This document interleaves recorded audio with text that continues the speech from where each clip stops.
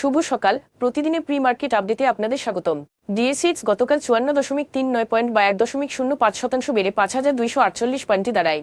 বাজার লেনদেন হয়েছে 746 কোটি টাকা, যা আগের কার্যদিবসের তুলনায় 19.08% বেশি।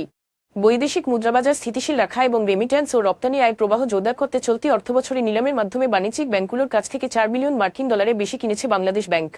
তালিকাভুক্ত কোম্পানি শাসা জেনিংসের নেতৃত্বে একটি যৌথ উদ্যোগ নরসিংদী ঘোড়াশালে 350 কোটি টাকা বিনিয়োগে একটি ইনল্যান্ড কন্টেইনার ডিপো আইসিডি নির্মাণের পরিকল্পনা করেছে, যেখানে শাসা জেনিংসের অংশীদারিত্ব হবে 90%। রপ্তানি কার্যক্রমে ধীরগতির প্রভাবে FY 26 এর জুলাই-ডিসেম্বর সময়ে সামিট অ্যালায়েন্স পোর্টের কনসলিডেটেড রাজস্ব বছরে 28% কমে 322 কোটি টাকায় নেমেছে, আর নিট মুনাফা কমেছে 37% হয়ে দাঁড়িয়েছে 22.82 কোটি টাকা।